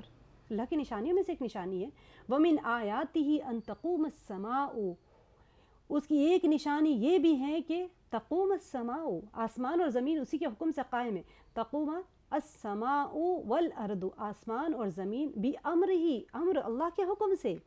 ثم اذا دعاکم, پھر جب وہ تمہیں آواز دے, دعا بلانا آپ نے کر لیا گرامر والوں نے, ثم پھر جب دعاکم وہ بلائے تمہیں, آواز دے, دعوتاً ایک بار کی آواز, من الارض یعنی ایک بار کی آواز کے ساتھ ہی تم سب زمین سے نکل آؤ گے. یعنی جب تمہیں بلائے گا دعوتاً من الارض اذا انتم تخرجون, تم ایک ساتھ ہی نکل آؤ گے زمین میں سے. یعنی کہ جب قیامت برپا ہوگی تو آسمان اور زمین کا یہ سارا نظام جو اس وقت اس کے حکم سے قائم ہے درہم برہم ہو کر ہو جائے گا, اور تمام انسان قبروں سے زندہ ہو کر باہر نکل آئیں گے. نفخہ اولیٰ اور نفخہ ثانی دونوں آ جائیں گے اس کے اندر. نفخہ اولیٰ جو ہوتا ہے قیامت برپا ہو جائے گی, نفخہ ثانی میں سب کے سب ایک آواز کے اس کے اوپر سب کے سب قبروں سے نکل آ جائیں گے. تو یہ کیا ہے؟ اللہ تعالیٰ نے آسمان اور زمین اسی کے حکم سے قائم ہے, جب وہ چاہے اس کو گرا دے. ابھی آسمان کی طرف دیکھو, کوئی شگاف ہے کیا, کوئی پلر ہے کیا, کچھ نہیں. زمین کی طرف دیکھو, کہاں پر تم نے بنائی ہے زمین کو, ڈول رہی ہیں کیا؟ نہیں ڈول رہی ہیں, مستحکم ہے. اس کے اوپر آگے کی صورتوں میں آپ دیکھیے پہاڑوں کو میخوں کی طرح گاڑ دیں. ساری چیزیں اللہ سبحانہ و تعالیٰ بیان فرما رہے ہیں. کس کے لیے؟ ہمارے لیے. کیوں؟ تاکہ ہم غور کریں. وَلَهُ مَنْ فِي السَّمَاوَاتِ وَالْأَرْضِ كُلٌّ لَهُ قَانِتُونَ, اور زمین و آسمان کی ہر چیز اسی کی ملکیت ہے اور ہر ایک اس کے فرمان کے تحت ہیں. یعنی کہ اس کی تکوینی حکم کے آگے سب بے بس اور لاچار ہیں, جیسے موت اور حیات, صحت اور مرض, ذلت اور عزت, سب کچھ. وَلَهُ مَنْ فِي السَّمَاوَاتِ وَالْأَرْضِ, اللہ ہی کے لیے سب کچھ جو زمین اور آسمان. كُلٌّ لَهُ قَانِتُونَ, وہ اسی کی ملکیت ہے اور ہر ایک اسی کے فرمان کے ماتحت ہے. آگے فرمایا ہے کہ وَهُوَ الَّذِي يَبْدَأُ الْخَلْقَ, یہاں پر ہمارا ختم ہو جاتا ہے ربع. وَهُوَ الَّذِي يَبْدَأُ الْخَلْقَ ثُمَّ يُعِيدُهُ وَهُوَ أَهْوَنُ عَلَيْهِ, وہی ہے جو اول بار مخلوق کو پیدا کرتا ہے. يَبْدَأُ الْخَلْقَ, پہلی بار پیدا کیا, ثُمَّ يُعِيدُهُ, دوبارہ لوٹائے گا, دوبارہ پیدا کرے گا. وَهُوَ أَهْوَنُ عَلَيْهَا, تو اور احونا کہتے ہیں بہت آسان ہے اس کے لیے, تو اللہ تعالیٰ کے لیے تو بہت آسان ہے. ایک بار پیدا کرنا مشکل ہوتا ہے, دوسری بار تو بہت ہی آسانی سے. یہ دیکھیں آیت کس کے لیے آ رہی ہے, بعد الموت, انکار کرتے تھے. ساری 7 آیات کی نشانیاں بیان کرنے کے بعد میں اللہ تعالیٰ فرما رہے ہیں کہ یہ 7 کی 7 جو تم پڑھ کے آ رہے ہو نا نشانیاں, اور جو کچھ زمین اور آسمان میں یہاں پر تو نہیں بیان ہے, آگے صورتوں میں کا, یہ سب کے سب اللہ تعالیٰ کے فرمان کے ماتحت ہے. کسی کا کوئی زور نہیں ہے تخلیق کے اوپر.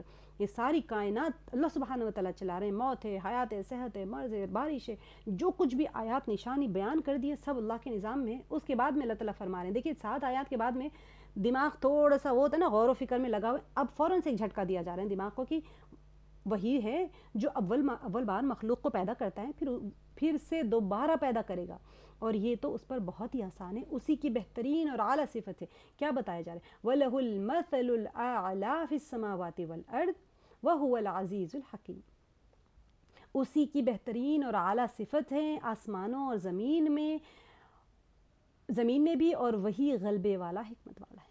سبحان اللہ. یعنی اتنے کمالات اور عظیم قدرتوں کا مالک, تمام مثالوں سے اعلیٰ اور برتر. لیس کمثلہ شیء, اللہ تعالیٰ کی جیسا کوئی ہے ہی نہیں. سبحان اللہ. تو آج ہمارا اس کے ساتھ میں ہمارا ربع ختم ہوا الحمدللہ.